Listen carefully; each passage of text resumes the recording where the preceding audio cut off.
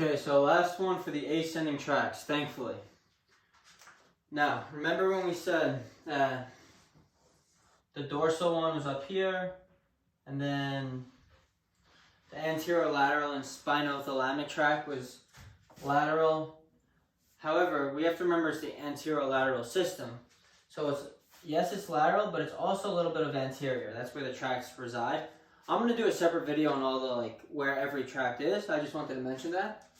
And now, the last one we're going to talk about, it's going to be the Spinocerebellar Tract. He's not really in the anterior section. He's mainly in the lateral section, the lateral side. And he's going to have two main tracts. He's going to have other tracts with him we're going to talk about. But the two main ones are going to be the dorsal and the, which other one? The ventral. So we're going to have dorsal up here and ventral below. Yeah, that makes sense. Dorsal up top, ventral below. Ventrolateral, so it's laterally, it's on the side. Okay, the anatomy is not too crazy right now. We're going to go over it later, but I just wanted to mention it's coming from this side of the structure. So let's erase that and let's get going. So now the Spinocerebellar Tract, right? What is it targeting? Well, cerebellar should click in your head like, okay, cerebellar, what's it going to target? It's going to target the cerebellum. Okay. And what is the cerebellum used for? It's mainly used for movement and balance. It helps us balance, it helps us move, etc. So if it's helping us move and it's helping us with balance, what do you think it's used for? Well, we said if you close your eyes and you abduct or adduct your arm, you know where your body is in space. So it's going to be for mainly proprioception. And it's going to target proprioceptors. Okay, so it's mainly for proprioception. However, it's going to do a little touch and a little pressure, but we'll talk about it. Now, the Spinocerebellar Tract, right, has 4 different tracts. It's got the dorsal Spinocerebellar Tract, okay? It's got the ventral Spinocerebellar Tract. It's got the Cuneo Cerebellar Tract. And then the last one you have, it's the Inferior Olivary Cerebellar Tract. Not too bad. We're going to talk about them. Believe me, it's nothing like the last video that was all over the place. This one's really not too bad. Okay. Now, we know it's used for what? Sensation, because it's ascending. It's an ascending tract, not descending. Descending is motor. Whatever. Now, you see I have all this junk here. I'm gonna box this off. So that's boxed off, right? So now we're gonna focus on this, and then we're gonna incorporate this structure. Okay, so what do I want to say first? Well, if you could tell, this is a muscle and the bone, right? And where is most of our proprioceptors coming from? Well, it's coming from our muscle spindles, which were what? Extrafusal and intrafusal fibers. Which ones were for stretch and proprioception? Intrafusal fibers. So muscle spindle, right? Let me write it. Muscle spindle. Good. Now what? Well, you could have extra or intrafusal fibers. Now, intrafusal. We have nuclear bag. And what else? Nuclear chain. These two guys are used for what? Well, the bag one was the one that was a little bit bigger, and it was for speed and length. And the chain one was just for length, right? And it determined stretch. So these are the fibers, or the spindles, the fibers technically, that were going to be used for this proprioception. Also, GTOs, we talked about, Golgi tendon organs, right? You go to stretch your hamstrings, and what do you feel? You feel a little pressure, a little pain. That's the GTO saying, whoa, stop stretching, it's enough is enough. Now, I also said it does a little bit of what? Touch and pressure. What were the receptors that we spoke about in the past 2 videos and in the skin lecture about touch and pressure? Mycinus corpuscle, Pacinian corpuscle was for that, and then the Ruffini's corpuscle, right? These types of corpuscles help with touch and pressure. So now, say you get a stimulation, right? From one of these things, right? They converge together. They're not really converging, but I just have them going like that so you know it's all in the same thing. Okay, first thing we do, we get the dorsal root ganglion. We hit that. Boom, hits that. What is this called? First order neuron. We've said this hundreds of times. Now, I have it split up in 4 different pathways, right? Why do I have it split into 4 different pathways? Okay, because all of these 4 pathways are the 4 different tracks we're going to talk about on how the stimulus goes up to the body, or up to the brain. And what do we want to hit? What is the end goal in this system? The end goal is to hit the cerebral or the cerebellar cortex. I don't know why I wrote cerebral, cerebellar cortex. So that's the end goal. Why? Because these are spinocerebellar tracts. And what is the cerebellar cortex going to help with? Movement, position, balance, etc.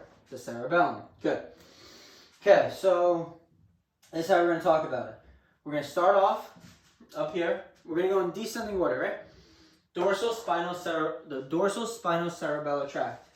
All right, so he's going to come in, right? I'm going to draw this real quick, just a quick, small little picture so you guys can tell. This is the white matter. Dorsal is above, so this is going to be the dorsal side. And then what's going to be right below him? Well, the ventral one. Okay, whatever. Just dorsal, ventral, we know this. Okay. Okay, so dorsal, right? He's going to come in. Dorsal's going to come in. What's going to happen? Well, when he comes in, he's going to hit his second neuron, second order neuron. And what is the second order neuron? Well, in the last video for the spinothalamic tract, right? We said the second order neuron was at the what? The thing for Rolando. Now, for this one, it's not there. It's its own thing. Where is it going to be? If this is the spinal cord, right? This is just the bottom. We'll draw the whole spinal cord, right? And what do we have in the spinal cord? Well, here's going to be all the here's the vertebrae, we know that. The bones. And where does the spinal cord really end? Right around like L2-ish. I kind of should have drew it a little further down, but just know this is the spinal cord. Okay. If this is the spinal cord, the nerves or the fibers come in. Which fibers? Well, over here that we said at the dorsal root ganglion, the first order neuron. So that neuron is going to send another signal into where? The posterior gray horn. At the posterior gray horn, it's got to do something. It's got to become a second order neuron. Okay? For the dorsal spinal cerebellar tract, right? For this tract, the second order neuron is going to be at this place called Clark's column. Whatever. Clark's column is going to be between nerve C8 to L3. Okay, so spinal nerve C8 to L3 is going to be Clark's column for the dorsal spinal cerebellar tract. Okay, so if you take this whole thing, right, and you just have, how many of these would you have? 30 of them, right? So if you had, for C8 to L3, you have 1, 2, 3, all of them descending down, that's where it's going to be innervated. Okay, whatever that's supposed to mean. This is the second order neuron. Okay, fine. He gets the second order neuron. My man shoots laterally to where?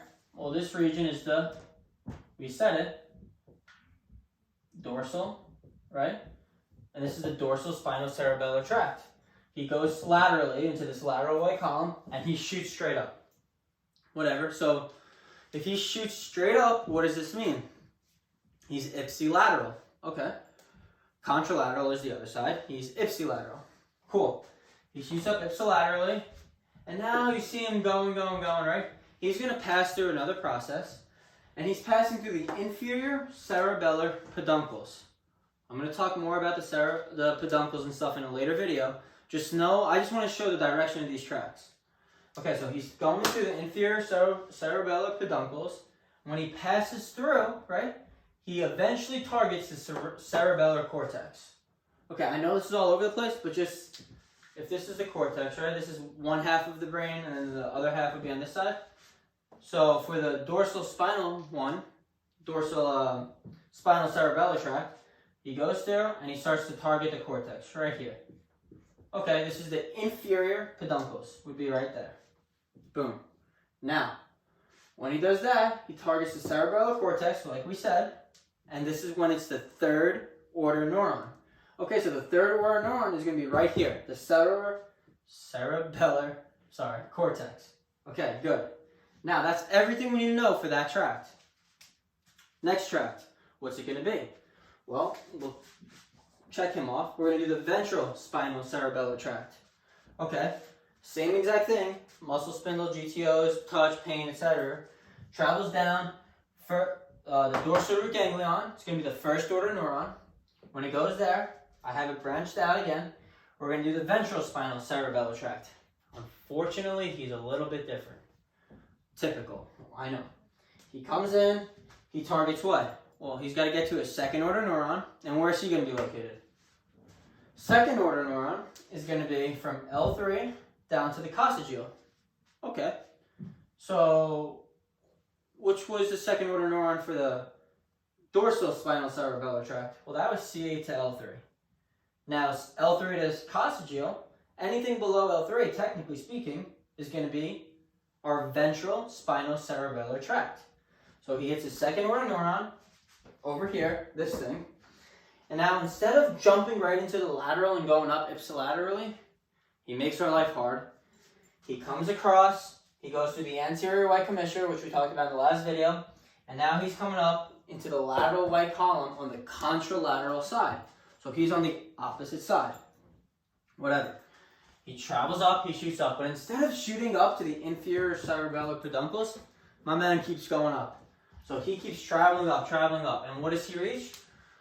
Well, this is the inferior cerebellar peduncles. He's just going to hit the superior cerebellar peduncles.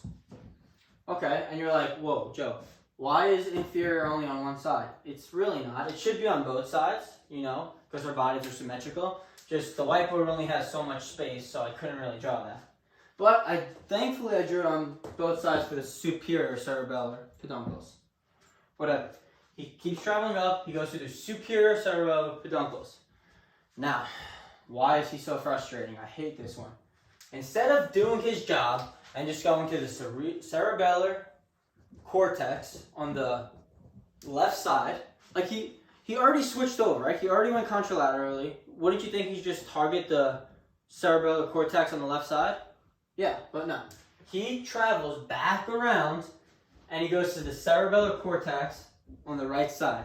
So on the side he came from, he's still going to stimulate that cortex on the upper side or on the superior side. Why? I don't know. But whatever. So the ventral cerebellar spinal tract is the second order neuron, goes down to the left side, right? We started on the right side, we go to the left side, travels down to the anterior white commissure, travels up, goes to the superior cerebellar peduncle on the left side, wraps around, and now he targets the cerebellar cortex back on the right side, and this is also the third order neuron. So if you see, if we have the fibers, right, instead of coming up, like this one was the what? Dorsal spinal cerebellar tract. Well, the ventral one's going to come up here, he's going to swing around, and now he's going to target the cerebral cortex, but superiorly. From where? The same side he came from. He started on the right side, went to the left, jumped up, went back to the right. Whatever. Same thing happens on the left side though, you know? If you start on the left side, shoot across, jump up to the right side, stimulates the left side. That's what the ventral spinal cerebellar tract does. Now, we can cross him off, the annoying one. Now, the next two guys aren't really too bad. We have the Cuneo cerebellar tract. What does he do? Same thing. Intrafusal fibers, GTOs, touch receptors, etc. Join first order neuron at the dorsal root ganglion. Come into the anterior gray horn, posterior gray horn, I apologize. Posterior gray horn. And where are they? Well, they're going to be from anywhere from C8 and above. So from C8 and above is going to be the second order neuron for the Cuneo cerebellar tract. Fine. So the Cuneo cerebellar tract, I have them here in maroon or purplish. It's the second order neuron, which is at C8 and above. Shoots up on the same side, thankfully. Okay, he shoots up. He's going to hit another nucleus. Why is this one this? It's called the accessory cuneate nucleus. Wait a second. Didn't we do the cuneate nucleus on a previous video? Yeah, which one did we do? The fascicular cuneatus. Oh my lord. Same exact thing, just accessory. It's similar, very similar. This was the fascicular cuneatus, remember, and the fascicular gracilis. And these guys did what? They crossed over each other. and they did that. Well, instead, thankfully, this guy doesn't cross over. He just hits the accessory Cuneo nucleus, becomes external accruate fibers. These fibers do what? These fibers then stimulate the cerebral cortex. Okay, so if he comes up here, ipsilaterally, right, hits that nucleus, comes through, the third order neurons are going to be right over here in the cerebellar cortex. Now, why is he external accruate fibers? Well, if you recall, when the fascicular cuneatus and the fascicular gracilis crossed over and they met together, they formed the what? Internal accruate fibers. Now, since it's a little bit more lateral, it's known as the external accruate fibers. Fine, whatever. Okay, check him off. Are we done? No, unfortunately we have one more. The inferior olivary cerebellar tract. What does he do? Well, he does his first the dorsal root ganglion, first order neuron, right? But this time he comes through the where? Posterior gray horn, hits his second order neuron, comes down.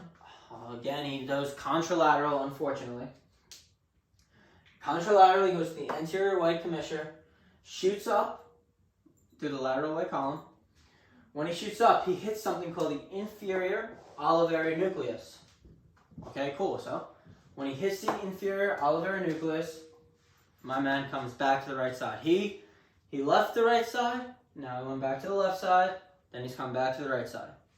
Okay? He comes back, but what does he pass through now? Well, he's going to pass through the same thing, or the same thing that the dorsal spinal cerebellar tract passed through. He passes through the inferior cerebellar peduncles. So if you see I have it in green, he shoots across back to the right side, and he passes through the inferior cerebellar peduncles. Good. If I draw it right here, travels up, right, crosses over. Actually, it's going to get a little messy, I'm sorry. Okay.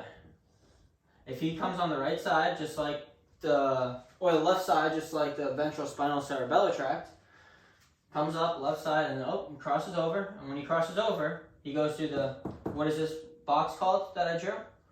Inferior cerebellar peduncles. And what is he going to target? He's also going to target the cerebellar cortex. And this is where? This is also the third order neuron. Okay, so now we have all the cerebellar finished. It's all covered. Now, one quick thing, the cerebellar cortex, right? When the inferior olivary nucleus passes through this inferior cerebellar peduncles, the fibers that come out are called climbing fibers. Now, the other fibers are called Mossy Fibers. What are the Mossy Fibers? Well, these fibers are for the Cuneo spinal cerebellar tract, the ventral spinal cerebellar tract, and the dorsal spinal cerebellar tract. Those are called Mossy Fibers. Climbing fibers are from the olivary tract. Whatever. So if you see here, we have all the cortex covered.